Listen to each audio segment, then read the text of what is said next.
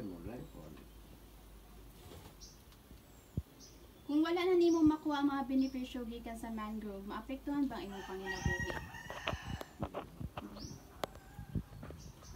So nalibay pa ka nga nagpuyo ka sa baybayon nga lugar o nakapahimulos ka sa mga benepisyo gikan sa mangrove?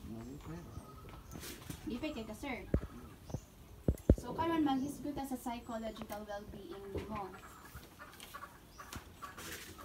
So nabati ba nimo adunay paglaom sa umaabot? Sige ra, sir, or panagsa lang?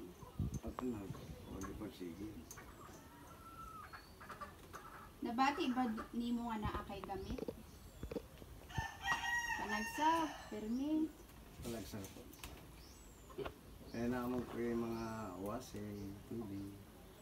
Nabati